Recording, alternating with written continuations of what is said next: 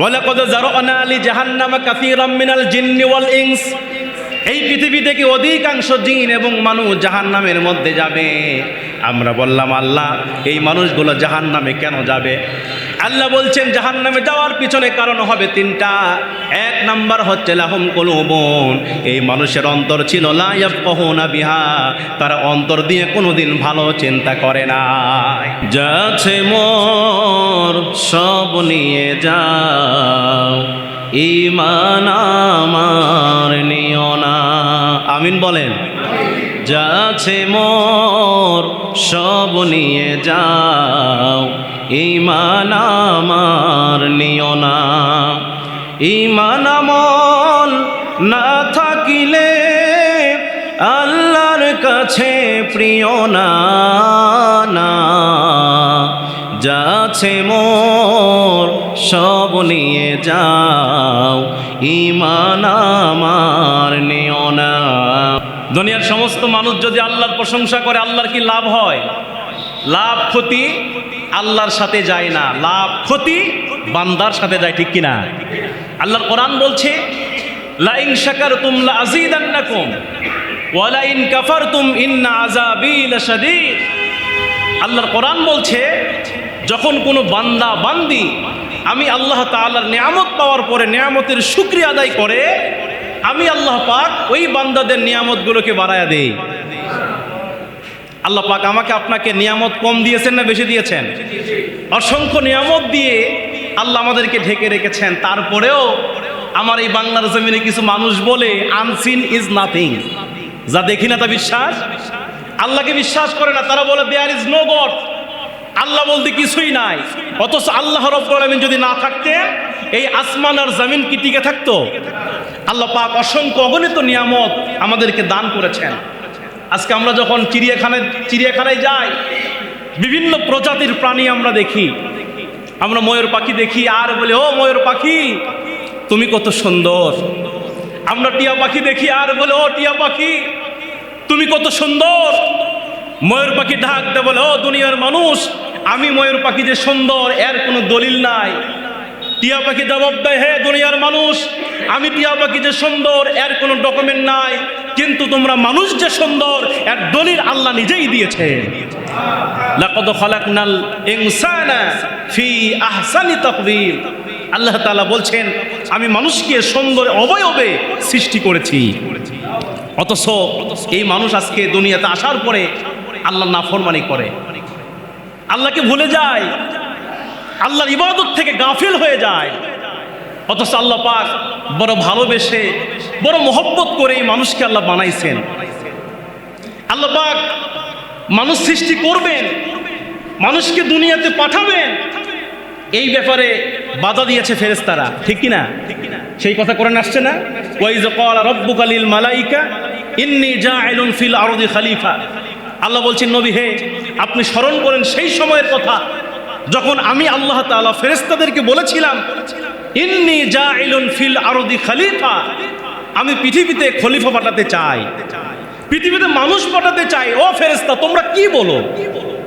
এই কথা যখন আল্লাহ ফেরেশতাকে বলেছিলেন, ওই সময় ফেরেশতারা কি বলছিল? আল্লাহ আপনি কি এমন একটা জাতিকে দুনিয়াতে পাঠাতে চাচ্ছেন যারা দুনিয়াতে গিয়ে মারামারি করবে, দুনিয়াতে গিয়ে রক্তপাত ঘটাবে, দুনিয়াতে গিয়ে সুদ খাবে, দুনিয়াতে গিয়ে মারামারি ফাটাফাটি করবে? আল্লাহ আমরা কি যথেষ্ট নয়? ওয়া নাহনু নুসাব্বিহু বিহামদিকা ওয়া নুকদ্দিসু লাক। আল্লাহ আপনার প্রশংসার জন্য, আপনার সেত্ত সালার জন্য, আপনার ইবাদতের জন্য আমরা ফেরেশতা কি যথেষ্ট নয়?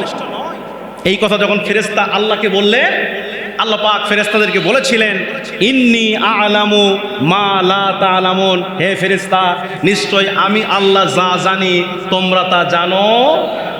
আল্লাহ কি ফেরেশতার কথা গ্রহণ করেছেন? সেই মানুষ দুনিয়াতে আসার পরে সেই নাফরমানি করছে।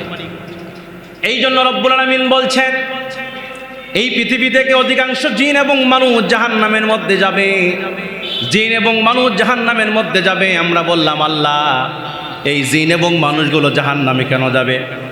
ওয়ালাকাদ যারানা লিজাহান্নামা কাসীরাম মিনাল জিন্নি ওয়াল ইনস। এই পৃথিবী থেকে অধিকাংশ জিন এবং মানুষ জাহান্নামের মধ্যে যাবে। আমরা বললাম আল্লাহ এই মানুষগুলো জাহান্নামে কেন যাবে? আল্লাহ বলছেন জাহান্নামে যাওয়ার পিছনে কারণ হবে তিনটা। এক নাম্বার হচ্ছে লাহুম কুলুবুন, এই মানুষের অন্তর ছিল লা ইয়াফকাহুনা বিহা, তারা অন্তর দিয়ে কোনোদিন ভালো চিন্তা করে নাই। তাহলে এক নম্বর অপরাধ হবে আমাদের কলব ছিল, অন্তর ছিল, এই অন্তর দিয়ে ভালো চিন্তা আমরা করি না, ভালো চিন্তা করে নাই। একজন গরিব মানুষের ছেলে যদি একটু ভালো পজিশনে যায়, একটু লেখাপড়া করে চাকরি পায়, আমরা খালি পিছন থেকে টানি কেমনে নিচে নামান যায়। কথা বলেন না কেন?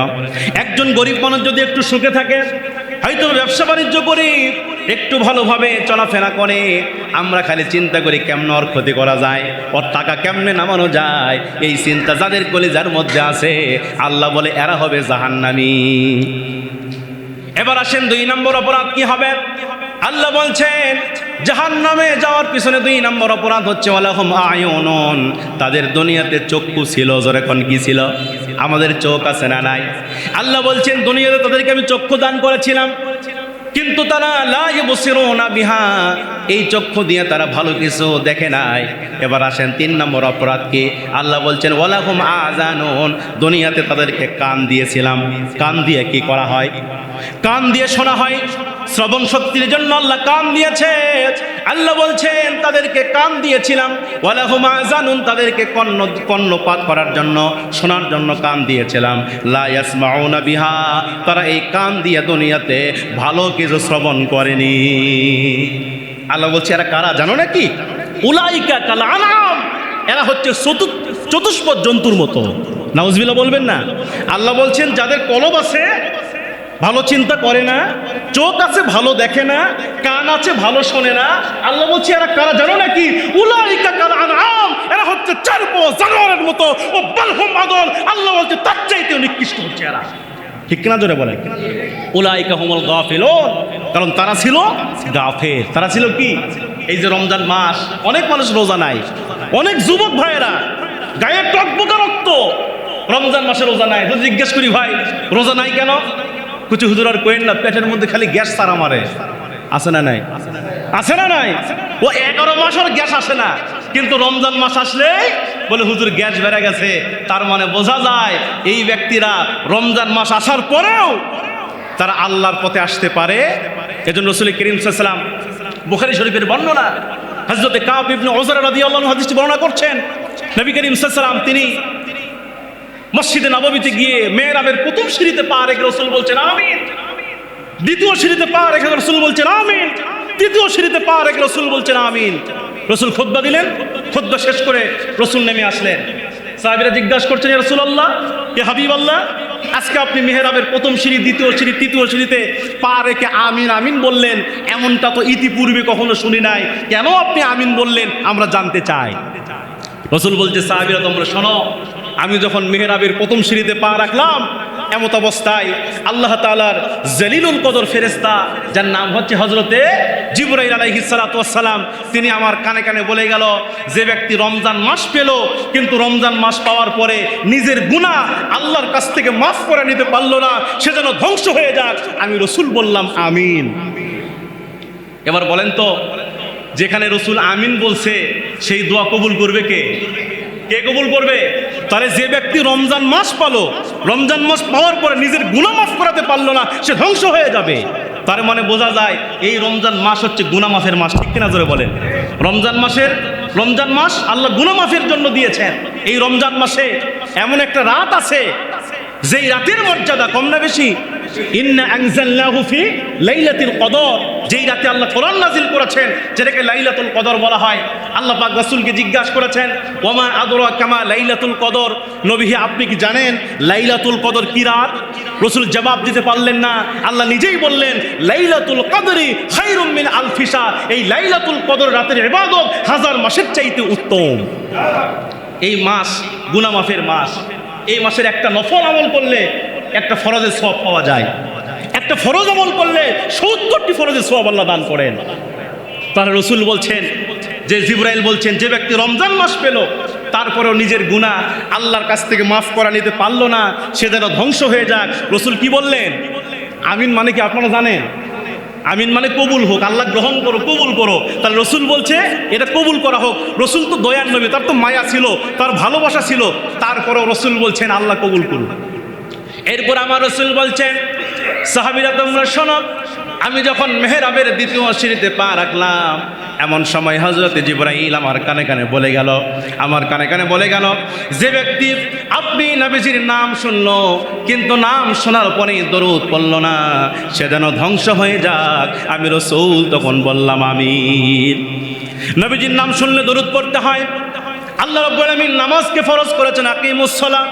আল্লাহ বলছে বান্দারে নামাজ কায়েম করো। আল্লাহ যাকাত ফরজ করেছেন, ওয়াতুজ যাকাত। আল্লাহ যাকাতকে ফরজ করেছেন। আবার আল্লাহ কি করেছেন? এই রমজান মাসে রোজাকে ফরজ করেছেন। ইয়া আইয়ুহাল্লাযীনা আমানু কুতিবা আলাইকুমুস সিয়াম। আল্লাহ পাক রোজাকে ফরজ করে নিয়েছেন, যাকাত আদায় করাকে ফরজ করেছেন, নামাজকে ফরজ করেছেন। এরপরে আল্লাহ পাক হজ করাকে ফরজ করেছেন। কাদের উপর হজ ফরজ?